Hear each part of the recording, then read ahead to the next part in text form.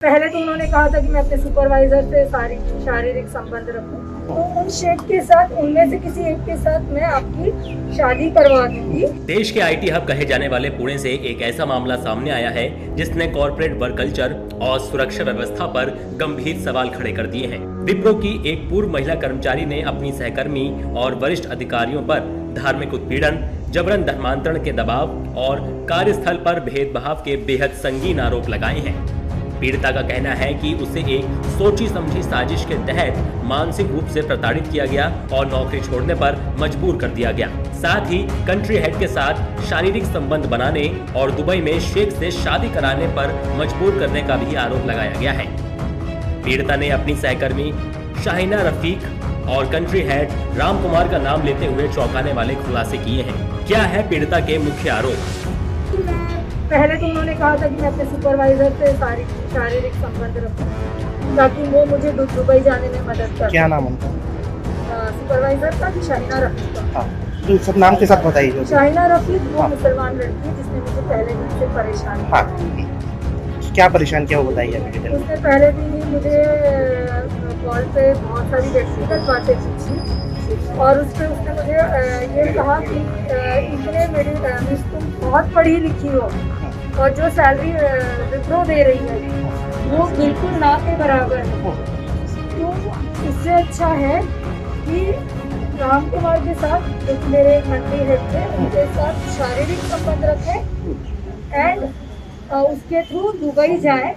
Dubai में मेरे साथ बहुत शेख पहचानते हैं, तो उन शेख के साथ, उनमें से किसी एक के साथ मैं आपकी शादी करवा दूंगी।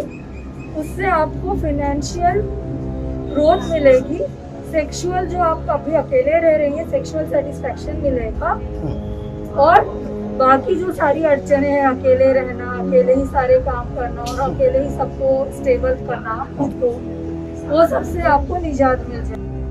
शिकायतकर्ता महिला का आरोप है कि नौकरी के पहले ही दिन से शाहिना रफीक नाम की महिला कर्मचारी ने उसे परेशान करना शुरू कर दिया था। वहां एक ऐसा नेटवर्क सक्रिय है जो हिंदू महिला कर्मचारियों को अपने जाल में फंसाने का प्रयास करता है। पीड़िता के अनुसार शाहिना ने उस पर कंट्री हेड राम कुमार के साथ शारीरिक संबंध बनाने के लिए लगातार दबाव डाला। शाहिना ने उसे लालच दिया कि इस संबंध के जरिए उसका ट्रांसफर दुबई करा दिया जाएगा, जहां उसकी शादी किसी अमीर शेख से करा दी जाएगी, जिससे उसे आर्थिक संपन्नता और ऐशो आराम की जिंदगी मिलेगी। महिला का आरोप है कि जब उसने इन अनैतिक मांगों और इस्लाम अपनाने के दबाव को मानने से इनकार कर दिया तो वर्क प्लेस पर उसका जीना मुश्किल कर दिया गया। उसे दो में से एक ऑप्शन चुनने को कहा गया, या तो उनकी मांगे मानो या फिर अपनी नौकरी से हाथ धो बैठो। इस सनसनीखेज मामले के सामने आने के बाद पुणे की हिंजवड़ी पुलिस सक्रिय हो गई है। पुलिस अधिकारियों ने शिकायत मिलने की पुष्टि की है।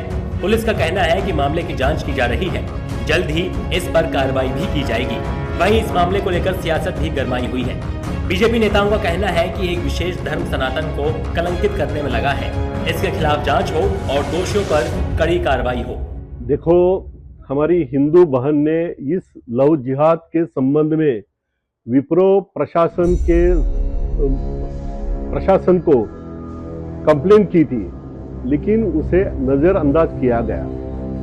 इस देश में हिंदू, मुस्लिम, क्रिश्चियन और सभी धर्म एक साथ सुख से रह सकते हैं, लेकिन अगर लव जिहाद के माध्यम से इस हिंदू संस्कृति को कलंकित करने का कोई काम करेगा तो उसे बख्शा नहीं जाएगा।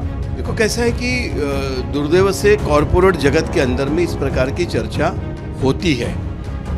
सच तो ऐसा है कि इसका इन्वेस्टिगेशन होना चाहिए, इसका प्रमाण क्या है, इसका परिणाम क्या हो सकता है।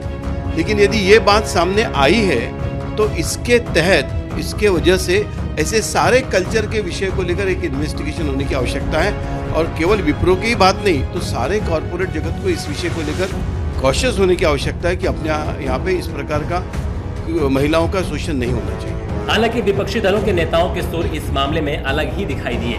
कांग्रेस नेता हुसन दलवाई ने इस मामले पर प्रतिक्रिया देते हुए कहा कि अगर इस तरह का मामला था तो पहले क्यों नहीं बताया गया, नौकरी छोड़ने के बाद ही ये सब क्यों? ऐसा है कि वो जब वहाँ थी, जब काम करती थी, तब तकरार क्यों न की, अभी क्यों कर रहे हैं? इसका मतलब कोई न कोई उनको चढ़ाता है और इस तरह से हिंदू मुस्लिम सवाल पैदा करना। ऐसा है कि किसने किससे संबंध रखना, किसने किससे शादी करना, ये इंडिविजुअल बात है। इसमें ये धर्म विरम लाने की क्या बात है, मेरे ध्यान में नहीं आता। तो हम निषेध ही कर दे, क्योंकि जो संविधान ने दिया है धर्म स्वातंत्र्य, व्यक्ति स्वातंत्र्य, ये तो संविधान ने दिया है, पर किसी पर जोर जबरदस्ती से धर्मांतर करना ये उत्तेज संविधान के जरिए से गुनाह है। तो इतने बड़े कंपनी ने अगर ऐसी बात की होगी तो निश्चित तौर पे वो निषेधार्ह है। जो कंपनी का नाम है और उनके जो मालिक है वो सभी समाज सेवा में जुटे रहते हैं।